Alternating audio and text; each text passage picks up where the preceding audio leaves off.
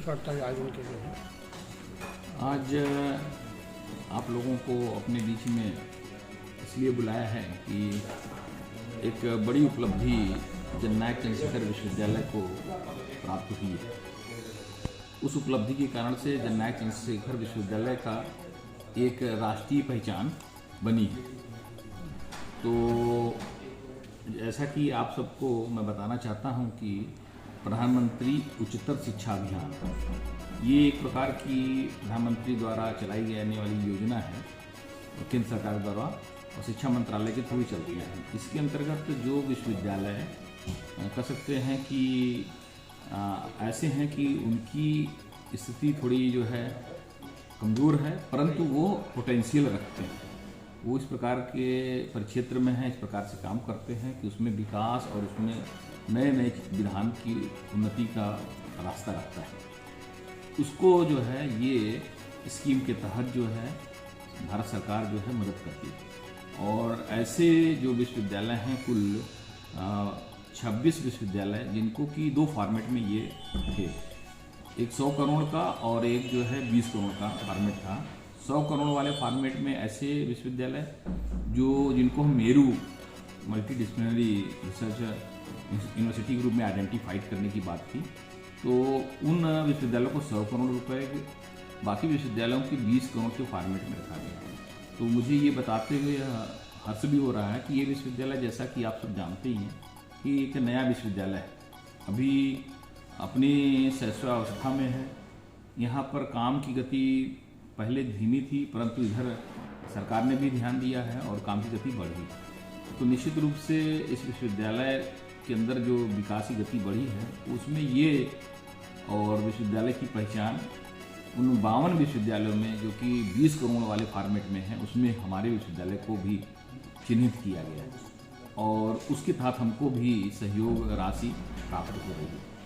हमने जो अपनी कह सकते हैं कि इसमें जो डिमांड की थी उसके हिसाब से मुझे मिला है।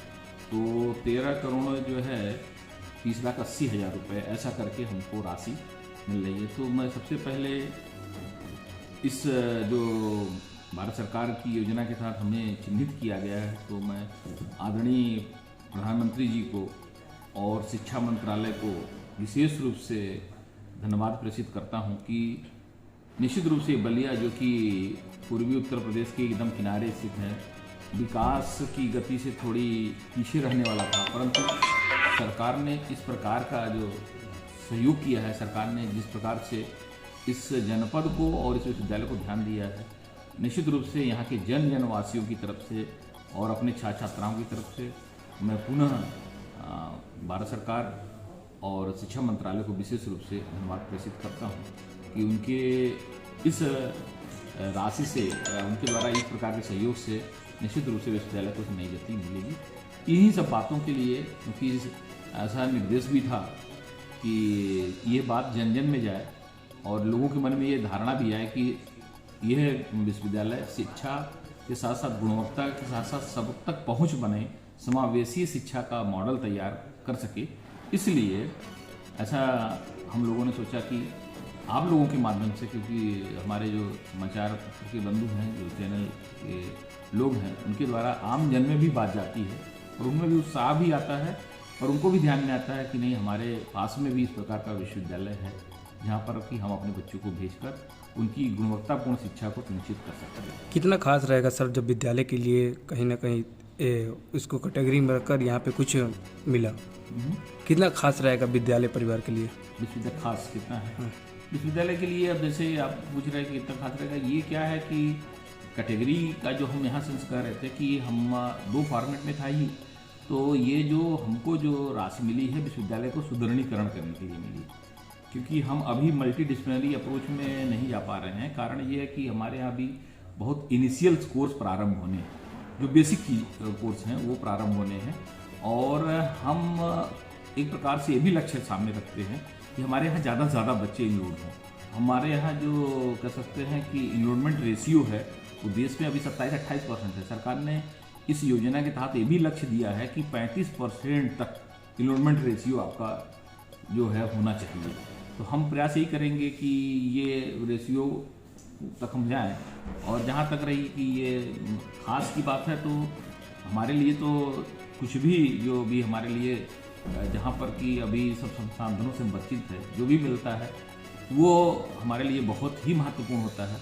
और उससे ज़्यादा महत्वपूर्ण होता है कि हमारी इसके कारण से पहचान पूरे देश में बनी, क्योंकि अन्य विश्वविद्यालय, अन्य भी जो कह सकते हैं छात्र छात्राएँ ये जानकारी देखेंगे कि जननायक चंद्रशेखर विश्वविद्यालय भी बलिया में है, तो ये इसलिए हम कह सकते हैं कि ये खास हमारे लिए ये अनुमान है। नहीं सर, बात की जाए जिस तरह जननायक के लिए अभी कुछ कोर्सेज ऐसे हैं जो बलिया में अवेलेबल नहीं है, बच्चे बाहर जाके उसका अध्ययन करते हैं, कहीं ना कहीं बाहर जाने पे अन्य प्रकार की समस्याएं उत्पन्न होती है, तो जननायक उन छात्रों के लिए क्या आप तोहफा लेकर आएगा सर? अभी क्या है कि बहुत अच्छा आपने ये जानकारी चाहिए है। हमने अब पूरी तरह से सभी से, पूरे जो हमारे स्टेक होल्डर्स हैं, जो हितधारक हैं, चाहे छात्र छात्राएँ हैं, चाहे गार्जियन हैं, चाहे जनप्रतिनिधि हैं, आम छात्र छात्राओं से भी हम लोग वार्ता करते रहते हैं। किस प्रकार के कोर्स उनको ज़रूरतें हैं उनसे भी जानने का प्रयास करते हैं। बाकी हम लोग अपने स्तर पे तो जानते ही हैं कि किस कोर्स की डिमांड है और किस प्रकार के कोर्स करने के लिए बच्चे यहाँ से बाहर जाते हैं। तो हमारे लिए तो ये विश्वविद्यालय इस जनपद के लिए कह सकते हैं कि औषधि की तरह एक ऐसा एक केंद्र के रूप में ये उभरने का पूरा हम प्रयास कराएंगे कि जो उसमें बच्चे बाहर जाए ही नहीं। जैसे हमने BA honours with 5 year LLB के साथ, तो 5 ईयर LLB जो हमने शुरू करने वाले हैं उसके लिए हमने BCI में आवेदन भी कर दिया है और उसके लिए जो शुल्क और जो फॉर्मेलिटी होती है पूरी कर दी है। पूरा विश्वास है अब BA LLB करने के लिए ये बच्चे जो है आपके बंगलौर तक, बहुत दूर दूर तक, नोएडा, बंगलौर, तमाम प्रकार की जगहों जाते हैं, लेकिन हम उनको यहीं उपलब्ध कराने के लिए कटिबद्ध हैं। हमने BBA कोर्स प्रारंभ किया है, इस साल MBA का हमने सोचा है। बिलीव बहुत अच्छा कोर्स होता है, हर जगह लाइब्रेरियन की डिमांड है, बहुत कम जगहों पर, बलिया में तो है ही नहीं है बिलीव। तो मैं चाहता हूँ कि बिलीव जो है प्रारंभ करें।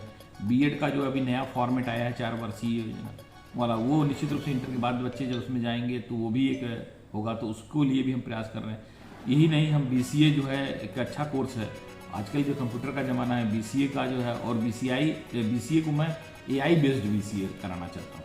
उसमें जो BCA होगा उसमें AI जोड़कर हम कराएंगे, मशीन लर्निंग और AI, इसको ज़्यादा डिमांड आने वाली है। पूरा रोबोटिक और जब ड्रोन का सिस्टम सरकार अडाप्ट करने के मन बना ही चुकी है और उसकी भी ज़रूरत भी है। पूरे विश्व में ये सब चीज़ें हैं और भारत भी एक प्रौद्योगिकी के रूप में बहुत तेज़ी से उभर रहा है, तो निश्चित रूप से हमारे बलिया क्यों अछूत रहेगा।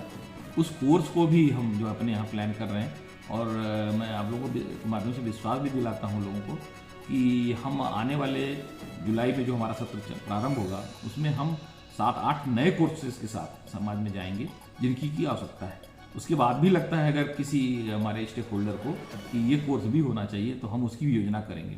दूसरा एक बड़ी बात हम आपसे ये बताना चाह रहे हैं कि हम डुअल डिग्री मोड में भी जाने वाले हैं। डुअल डिग्री UC कहती है कि आप करा सकते हैं, तो हम ऐसे अपने यहाँ बच्चों को ऑफर करेंगे, एक डिग्री कोर्स करें, एक डिप्लोमा कोर्स कर सकता है, ऐसी अनुमति UC ने दी है। हम डिप्लोमा कोर्स कुछ प्लान कर रहे हैं, हमारे यहाँ कई डिप्लोमा चलते भी हैं, उसको थोड़ा और अच्छा से बेहतर कर बनाकर और उसको थोड़ा सा मार्केट ओरिएंटेड बनाना है। तो उन जैसे कोई बच्चा आया वो BSc AG कर रहा है तो वो चाहे कोई एक हमारा डिप्लोमा कोर्स भी कर ले साल भर का, उसको हम कराने का प्रयास करेंगे जिससे कि उसकी मार्केटेबिलिटी बढ़ जाए, जिससे कि उसको जो है कह सकते हैं रोजगार के अवसर बढ़ जाए, जिससे कि उसको कह सकते हैं कि स्किल बढ़ जाए। ऐसे भी कोर्स हम उसके साथ जोड़ने की तैयारी में हैं और मुझे लगता है कि अगले सत्र से हम इसको जोड़कर चलाएंगे। ठीक सर, धन्यवाद।